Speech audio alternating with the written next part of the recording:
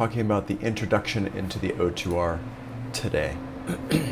So the O2R is very similar to the Audient in a couple ways in that it's a big mixing console and it has lots of channels and you can do a lot of stuff with it. You can route the audio around, but it's very different in other ways in that it is a digital console.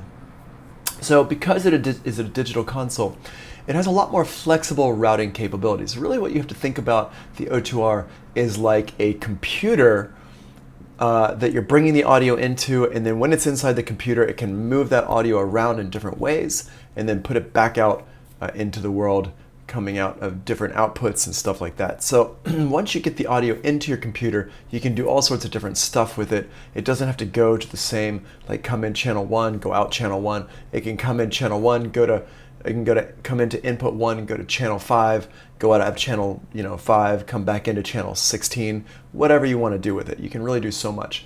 And the cool thing about it is that you can save and recall the routing and the presets. You can save it as a preset for the whole thing as scenes, and so you can do lots of work with it really quickly.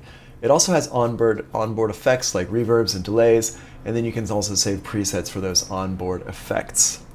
It has motorized faders. It has 24 faders across the bottom and then one master fader. So basically you have access to 24 channels at one time, and you set those up in layers, and those can be paired together stereo as stereo pairs left and right. You can also group them together as groups, as bigger groups, like 4 of them at a time or 6 at a time. In what aspect is it sterile and boring? Well, let's get to it. Hold on there a second, Crispy. Hold on a second. The default I/O that comes out of the box, you have 16 XLR inputs and 24 line inputs. So you have 16 of those are line/XLR, and then the other 8 are line inputs only. So just straight out of the box, you can only use 16 microphones, but it can be expanded into more stuff, and you have 4 card slots so you can actually get more going on with it. It has 24 direct outs, so every input that you have into it can have a direct out back out, very similar to what was happening on the Audient, where the Audient had 24 inputs and it had 24 outputs with your group outs. The difference is that with the Audient, I could come into channel 5 and go out of channel 10, for example, using that routing matrix up at the top. But with the O2R, when you come into a channel, you're going to go back out of the same channel. So that's a little bit different there. It actually makes it a little bit easier in some regards, a little bit more tricky in other regards. But actually, it might sound limiting, but the way that the O2R is set up, there's a lot more to it than just that. Now, the the clean sound. So the O2R is a digital console. It's unlike an analog console in that with an analog console like the Audient or SSL or the Neve, all of these, they kind of color the sound a little bit. They're not digital, and so when you bring the sound in, you're getting colored by all the parts of the console itself. So when you turn on the EQ, if you have the EQ on, if you run through the compressor, if you run it through the auxes, every little piece of it is going to color the sound a little bit. That's why we have the on-off switches for the EQ. We don't say on, sorry, not on-off, but in or out. So instead of like turning it on, you're actually inserting it into the signal flow. If you remember that, we talked about that before. So if you don't want the EQ to color the sound at all, you just leave it in the out position. If you want it to go in, if you want the sound to go through the EQ, you go to the in position. And that's really going to start coloring the sound immediately. Now, a board like the Audient is very clean anyway, so it's not going to color the sound a lot, but you do get some coloration in there. You might get some noise on a different console, things like that. But with the O2R is digital. So as soon as you change that signal from analog to digital with the analog to digital converters, as soon as you do that, you're not touching the sound with analog ever again. So if you have the EQ in there, if you have the compressor in there, if you're running it through effects, it's not coloring the sound in a certain way, whether that EQ is on or off, whether you have the compressor going. If the compressor is not touching the sound, it's not coloring the sound. It's got a very flat sound, which is great for just a nice clean sound, but you can't get any kind of interesting things out of it. Like you can't overdrive it in any kind of way that's going to be musical and pleasing. It's going to have a digital clipping when you overdrive the input. So it's a little bit different from our analog boards in that regard. And once you start to kind of play with the analog boards more and more, the SSL, the Neve, the Audient, you'll find that you can overdrive stuff. You can actually push stuff in a little bit more, and it'll change the character of the sound. And different boards change that character in different ways. And you can do some research on it, find out different boards, how they do different things. But this is really the main difference between analog and digital gear. With analog gear, you can overdrive it, you can push it a little bit harder, you can do stuff like that to it, and it will change the sound in a way that's not horrible and crackly like digital can be. With digital, it's just very clean, and unless they've built in the kind of sonic differences that you built in, that they have in analog just naturally, unless that's built into it and really recreated in a very particular way, you're not going to get that sound. It's just going to be digital. And with the plugins that come with the O2R, they're not like the EQ is just like a normal digital EQ. It's not like an EQ that emulates something else. It's not emulating any analog gear. Same thing with the compressor. So they sound good. They do the job, but they don't like add any kind of fun character to the sound. And that's what we mean by it's a clean sound, but it's kind of sterile and boring. It's not like a bad sound. It's just not an interesting extra part to the sound. So nobody ever says, I like the O2R because of the sound. They might say, I like the O2R because it's clean, or I like the O2R because it's flexible. But that's not really why we use the O2R. It's not because it's got a particular sound to it. We use the O2R because it's flexible and it gets the job done. It's a really good workhorse mixing console, but it's not like a fun one that's like, yay, we can make the sound really crazy and different. We can overdrive it and get it sounding really interesting. It's not like that at all. And that's where that comes from. All right, so here's a picture of the O2R. And this board, it comes from a long time ago. It's an older board. It had this kind of design for a long time. You're not going to see too many of these out in the wild these days, but you do see other digital mixers. And the thing is, one of the reasons why we teach the O2R is because it is like it's like, you know, a mainstay. And once you understand the concepts behind it, you can pretty much use anything. So if you take your knowledge of the O2R and you apply it to like the Behringer X32 or the modern day Yamahas or any other kind of digital consoles, it's not hard to go between them. You just kind of have to learn where things are on the different consoles, but the concepts are the same. That's really what you're kind of learning here, is the concepts for things. So that's what we're going to be focusing on, is the concepts and making sure that everybody is doing well with understanding basically why we're doing stuff and kind of how to do stuff. But the buttons might be in different places on different consoles, and you might have to go through some different like menus and stuff like that. But as long as you're kind of understanding what's happening, you'll be good to take this knowledge and translate it to other consoles. So what I've got here is I've got every section laid out here. 1, 2, 3, 4, 5, 6, 7, 8, 9, 10, 11, 12, 13, 14, 15, 16, and 17 right here. So we've got all these different sections laid out so you can see kind of what's happening here. And those sections correspond to the next part over here. So the first part up here is the meter bridge. And if I zoom in, wait a second, there we go. If I zoom in here, we can take a look at this meter bridge in a little bit more detail here. And what we're looking at here is each one of these, you got a meter for every channel on the board. So you can see here we've got 24 different meters. And if we look up across the top, you'll see where it says input metering position. And there's different illuminations here, the pre-EQ, the pre-fader, and the post-fader. And there's a button right here that switches between them. And what this button does is it it switches what we're looking at when we look at the meters. So it's either going to be pre-EQ or pre-fader or post-fader. Pre-EQ is looking at our input meter. That's what we really want to look at when we're doing level setting. So if you want to see what your signal is coming into the board, you're going to select pre-EQ. Post-fader is what we use when we're mixing. If we want to work on our mix and we want to see what our levels are for our mix, we would use post-fader. And pre-fader, what this does is it comes after our effects, after the compression, after the EQ, but before the fader. So this one you would use if you want to just make sure your effects aren't clipping. What's your output of your effects? You'd use it for that. So really the main ones we're going to be using most of the time for our metering position is going to be pre-EQ and post-fader. That's pre-EQ and post-fader is what we're going to be using most of the time. Pre-EQ is for recording, input monitoring, making sure you're not clipping the input, and post-fader is going to be for mixing. So depending on what you're doing with stuff, you're going to change what you're actually seeing there with your meters. Then we have a peak hold button here. This just means it's going to hold the peak so you can see what your peak is, your high level. Over here we have our layer buttons. We're going to come back and talk about those layer buttons in a second after we get a little bit more knowledge about layers in general. And then over here we have the control room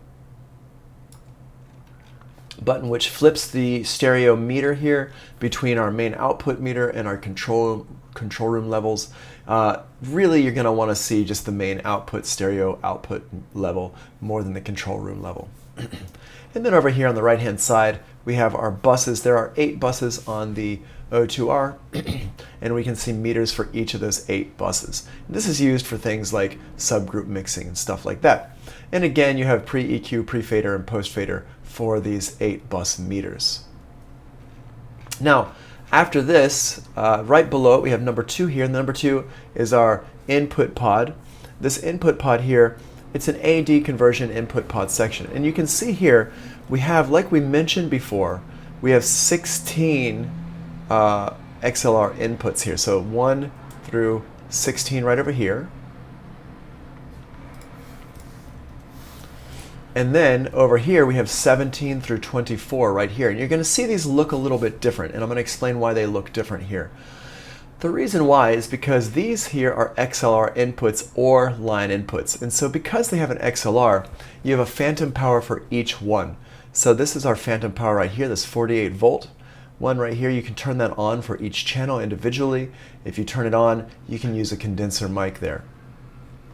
Here we have a 25 dB pad or 26 dB pad.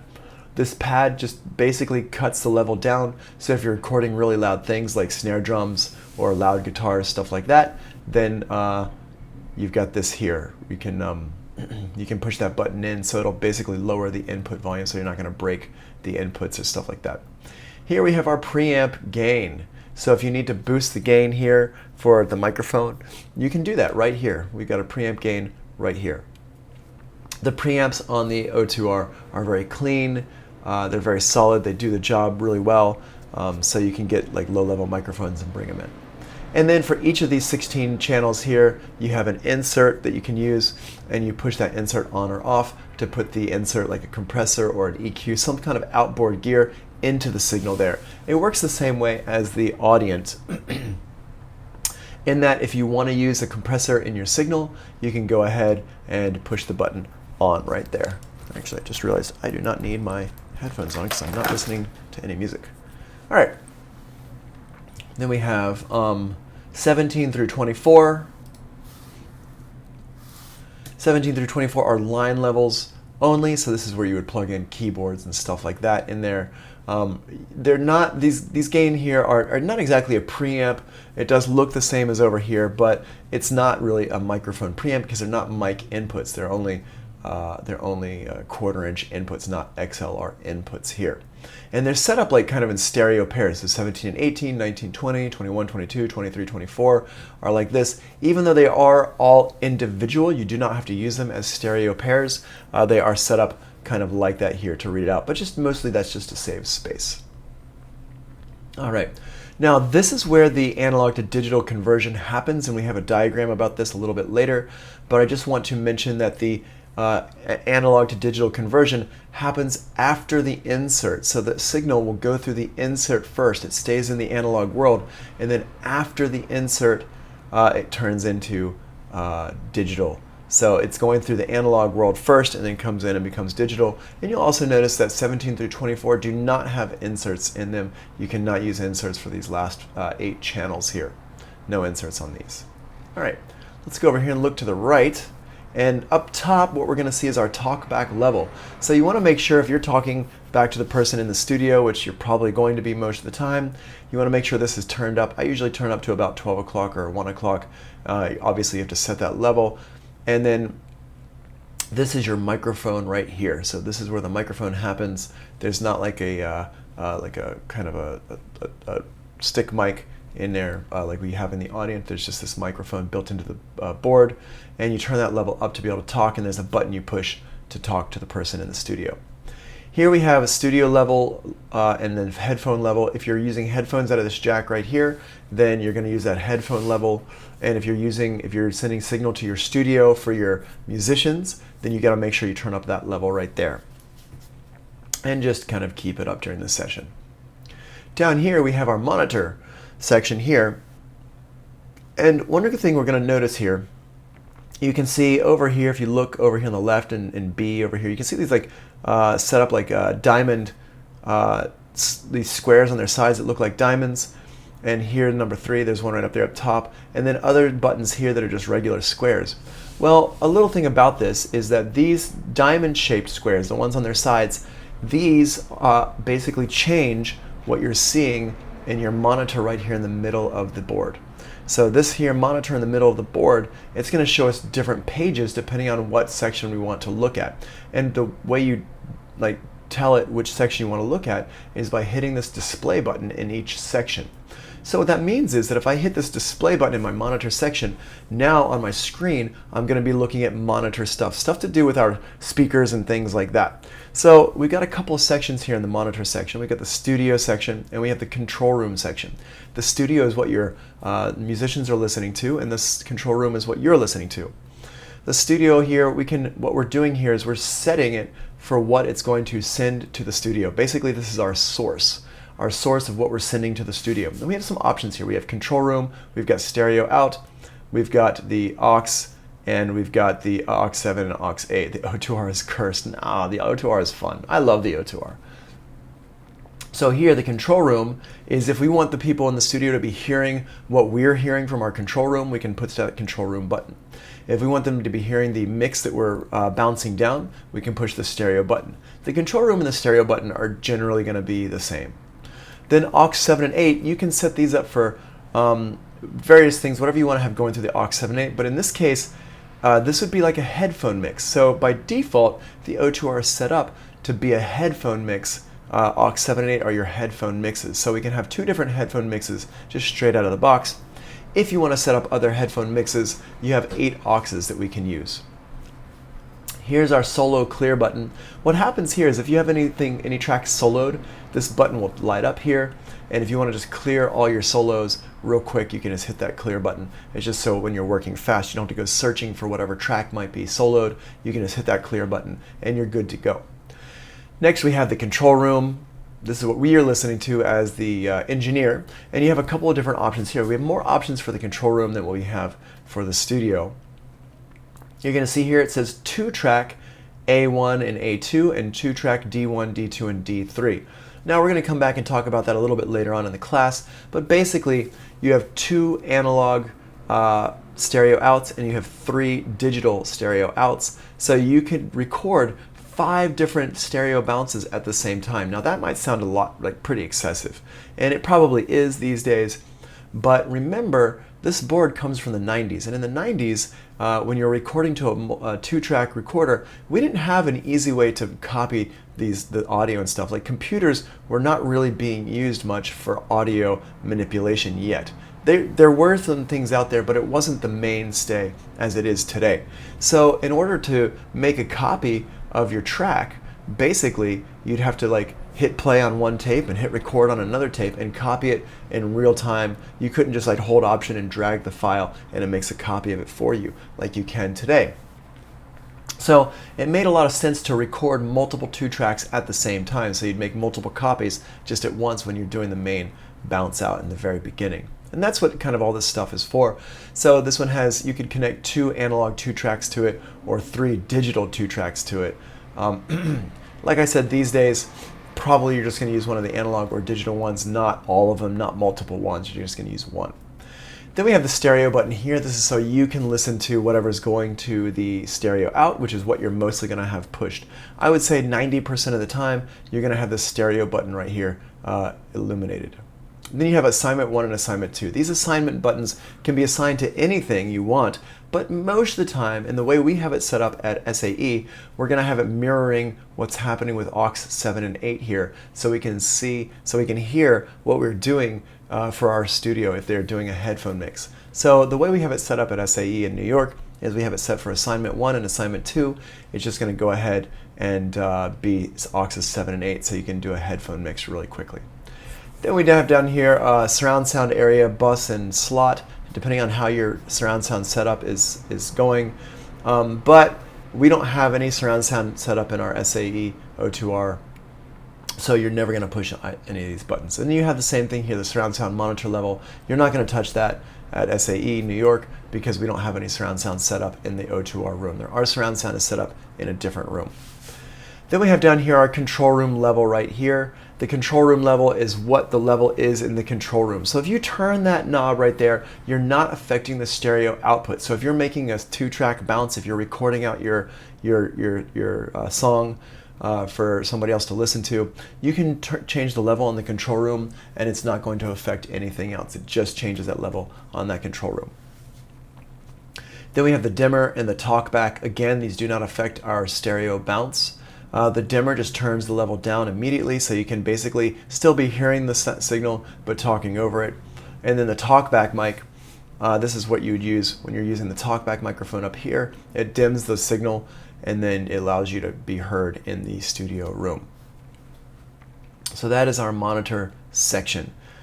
Down here we have the machine control section. This is basically if you're using your O2R as a transport for your your tape machine or your DAW. You can set up different location memories. You can set up different play, stop, record, fast forward, stuff like that. We're really not going to use that much at SAE because we don't really have anything set up for that. Then down here you have your data wheel section and navigation section. This navigation section, basically these arrow keys allow you to navigate around in the window in the middle of the O2R, this window right here. You can navigate around and highlight different things using those buttons here. And then you can increase and decrease stuff using the increase and decrease buttons here. And then this shuttle wheel can also allow you to scroll through things really quickly. And then you have the enter button. Basically, if you want to hit enter, like yes or no, various little dialogues that pop up, you can use that enter button to hit those dialogues, and it works. It's like an old school kind of computer system. Not a touchscreen system. It's like you got to navigate around on stuff. Number 6 here is our stereo fader. This is a stereo master fader. You're going to push it up to 0 and you're going to leave it there at 0. You're never going to touch it because if you do touch it, you could potentially ruin your recording, and I want you to get in the habit of not touching this. So if you want to turn the volume down so you can talk, you're going to use the control room level right up here instead of the master fader level here, the stereo fader here. All right. Next, we're going to go up here to these layer buttons here. We're going to come back to these auto select and on buttons here when we're talking about the different channels. Let's talk about the layers here for a second. Now, we did see the layers up here up top when we were talking about our meter section. You saw the layer buttons up here, and there's another section where we have layer buttons right in the middle of things over to the right, and that's this right here. Now, what happens is the O2R has several different layers, and let me just show you if I can, oops. Not that. No, not you. Oops. This one. I want to be clicked on this one. There we go. Okay, so let's go ahead and move over here to the layer select. Layer select. Let's see, where's our layer select? Yep. So the layer select, we actually have 4 different layers. Is it in here? Let's see. I thought it was. Yeah. So we have 4 different layers. We're going to skip ahead to this part right here. These 4 layers, they select what the different channel strips control. So you're going to notice, if we look at our picture here, that we have 24 channels across the bottom, 24 different faders across the bottom. But each one of these has some numbers across the bottom of it, right here. You start with 1 through 24, and then in gray it says 25 through 48, and then in gray again it says 49 through 56, and then aux, and then bus. See how that says that right down there? Well, these are denoting different layers, and there are 4 different layers so that these 24 channel strips can control everything within the O2R.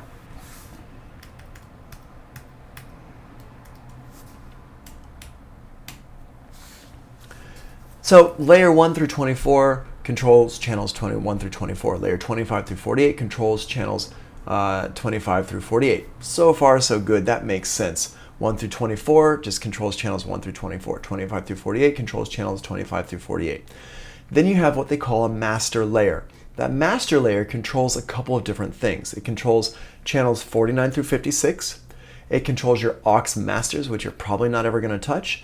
And it controls your buses 1 through 8, which you probably are going to touch because you're going to want to mix your buses.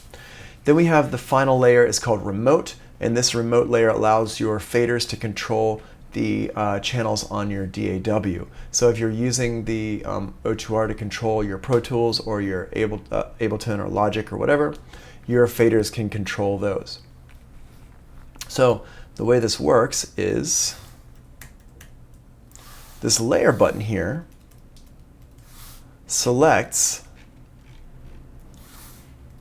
our different layers. So you can see here, layer 1 through 24, layer 25 through 48, master, and remote.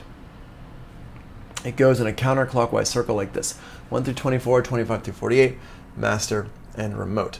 And depending on which one is illuminated, that means you're going to control different things on your board. Now, this is a really important part of the O2R, and this is the part that most people make a mistake with. So it's really important that we kind of internalize this and kind of get used to this now.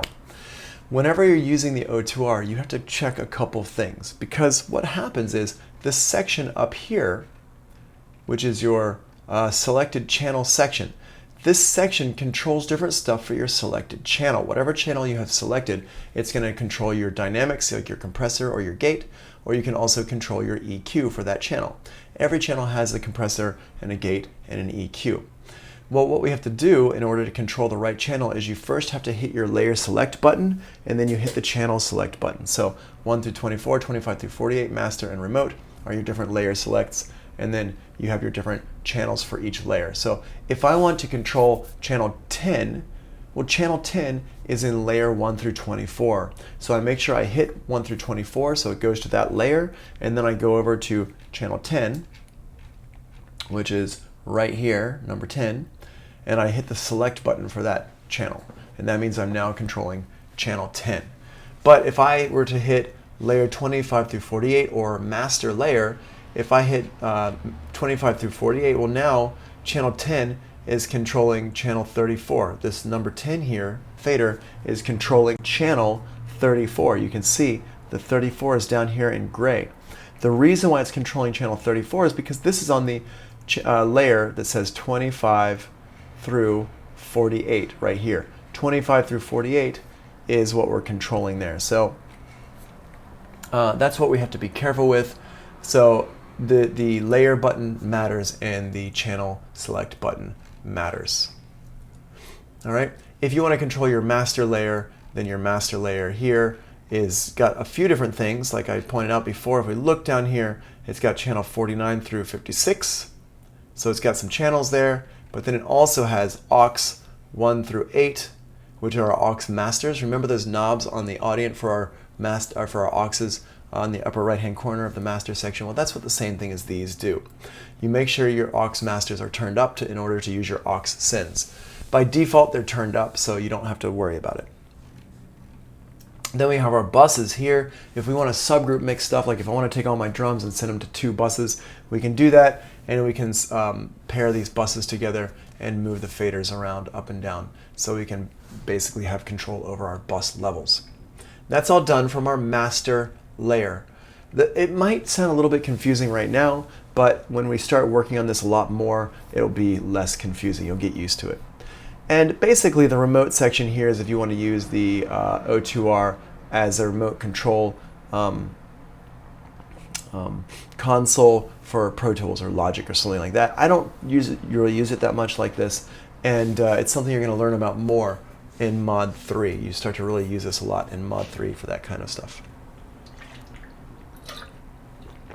All right, let's move on to our channel strip section. So the channel strip section, I'll just back out a little bit here. There we go. So you'll notice that each channel looks exactly the same. There's not a whole lot going on. It's not like the Audient where every channel had an EQ on it, had your auxes and stuff like that, because everything on here is done through various sections on the machine, either through over here, the aux select section, the encoder mode section, fader mode section, or through our selected channel section right over here.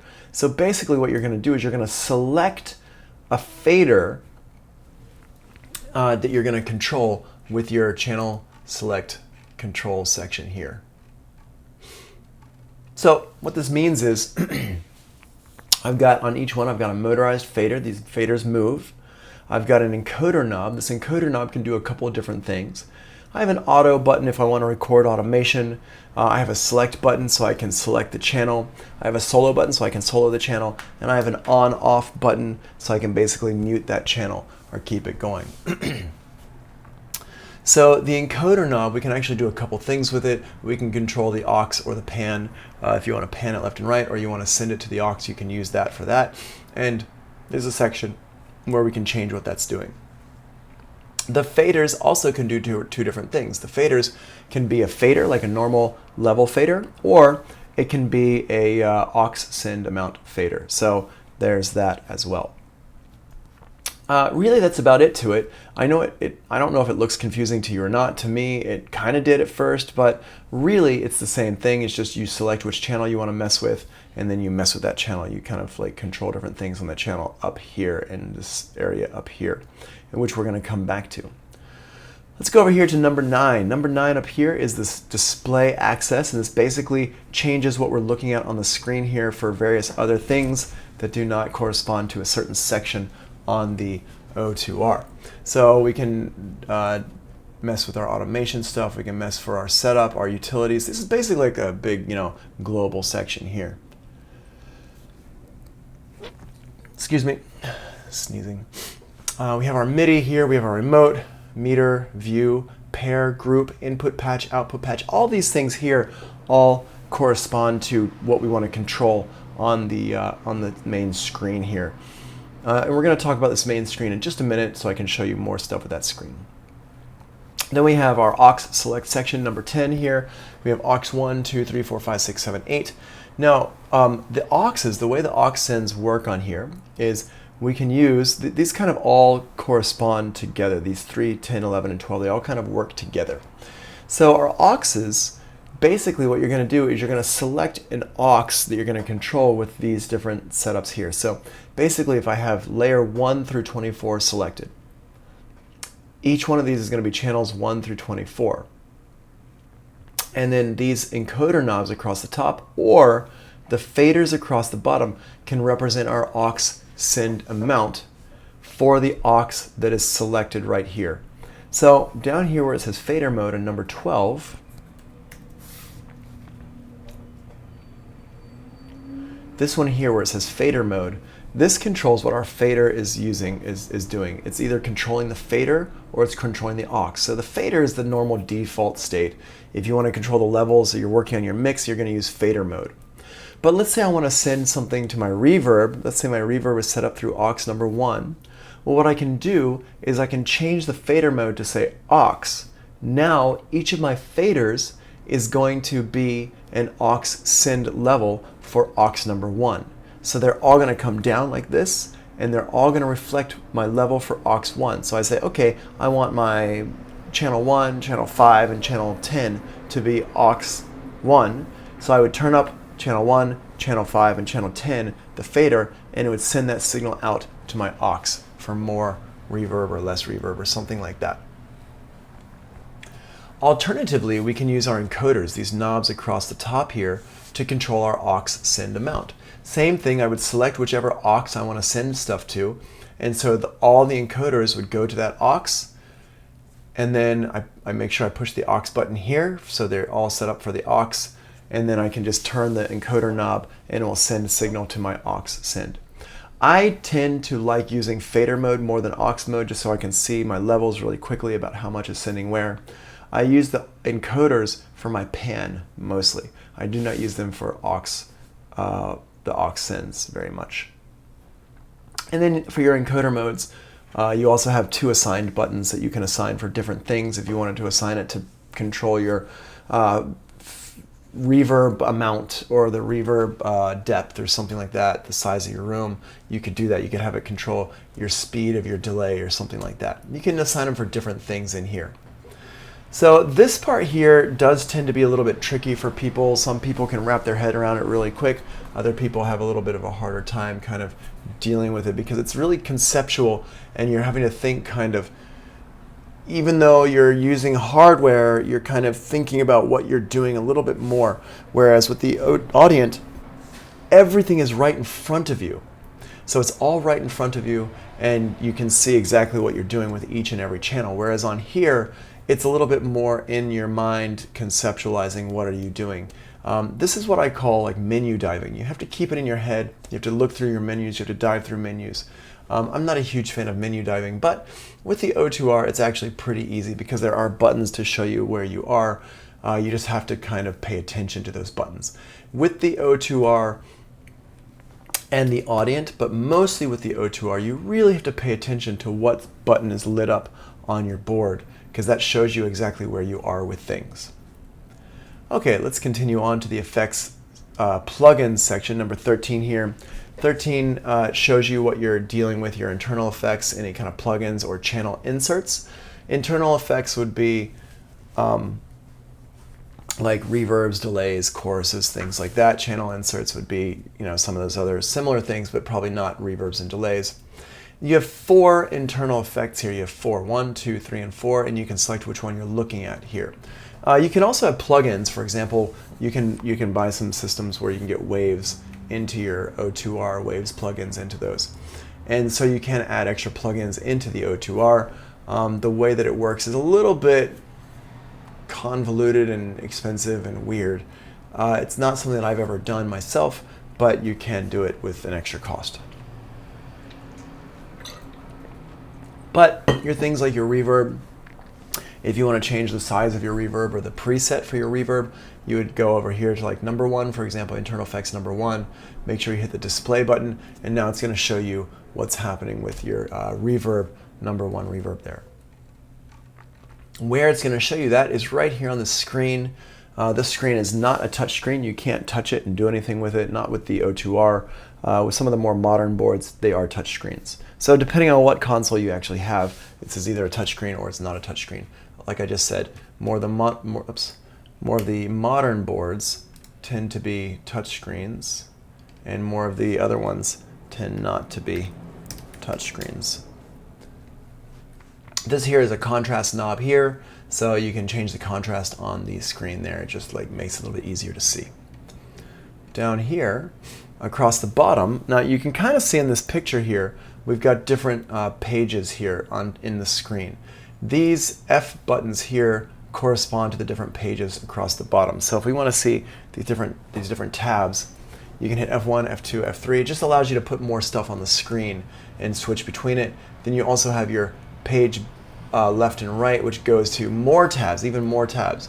So for each section, you may have 2 or 3 tabs, or you might have 6 tabs. And so if you have extra tabs off the end of the screen, you're going to see a little arrow here on the left-hand side. You can kind of see there's an arrow down here, and that little arrow denotes that there's more stuff to the left. So if I go to the left, if I hit this left button here, I'm going to see more tabs that I can get to, more things on my screen.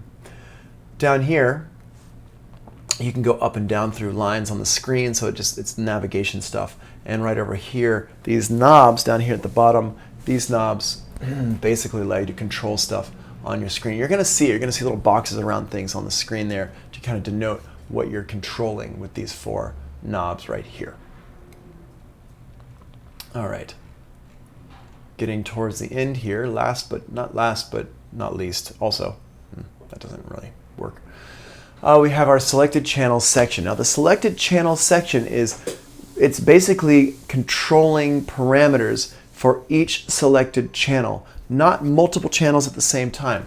So depending on which channel and layer you have selected, this could all be for channel 1, it could all be for channel 5, it could all be for channel 23, it could all be for channel 26. Depending on what you have selected, and you're selecting, remember you're selecting by pushing our select button for one of the channels, and make sure you have the correct layers selected. So in here there's a couple of things going on. First of all, we have the routing section, which is how we have things set up. These 8 numbers here, these 8 numbered buttons, are for your buses. And then we have follow pan, stereo, and direct. Follow pan is usually going to be on. Stereo is if it's going to your stereo output. It's like the mix button on the Audient. If you remember that mix button on the Audient, that's what our stereo button does. That just sends it out to the main stereo mix bus. Then we have our direct button here. The direct button and the stereo button are not going to be illuminated at the same time. The stereo button is going to be on when you're sending to the mix bus, and the direct button is going to be on when you're sending it out to your multi-track recorder. So if you have the stereo button on, you're not going to have the direct button on. Basically, if you have the stereo button on, none of these other buttons are going to be illuminated because you're going to be double monitoring if you do that. The direct button here is for if you want to send stuff to your multi-track recorder. So if you're recording, let's say I've got a vocalist in channel 1 and the vocalist is singing, when you're recording the singing, that goes into, you're going to hit the direct button, it's going to go into your channel 1 on your Pro Tools or whatever multi-track recorder you have.